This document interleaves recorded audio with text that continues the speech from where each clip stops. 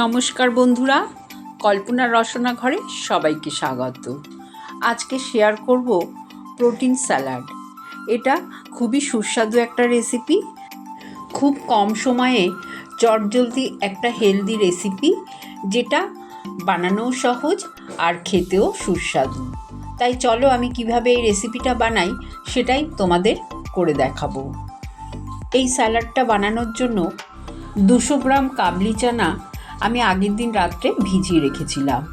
সকালে আমি এটা সেদ্ধ করে নিয়েছি নুন দিয়ে। এমনভাবে সেদ্ধ করেছি যাতে চানাটা সেদ্ধও হয়েছে অথচ গোটা গোটা আছে। একটা বড় বোলের মধ্যে নিয়ে নিলাম একটা বড় শসা কুচিয়ে নিয়েছি, দিয়ে দিলাম 2 মিডিয়াম সাইজের টমেটো কুচানো, আর টমেটোর কিন্তু ভেতরে যে দানাটা আছে সেটা ফেলে দিয়েছি। একটা বড় সাইজের পেঁয়াজ কুচিয়ে দিলাম।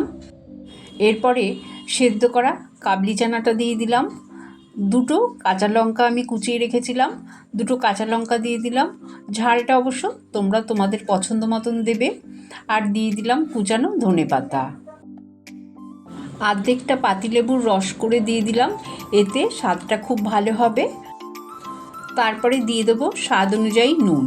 আমি 2 রকম নুন দেবো বলে নর্মাল নুন দিলাম অল্প করে, আর তারপরে দিয়ে দিলাম এখানে গোলমরিচ গুঁড়ো, আর অল্প করে বিট নুন দিয়ে দিলাম। যেহেতু আমি নর্মাল নুনও দিয়েছি তাই বিট নুনটা সেই বুঝে দিলাম। এবার সব কিছু খুব ভালো করে মিশিয়ে নিতে হবে।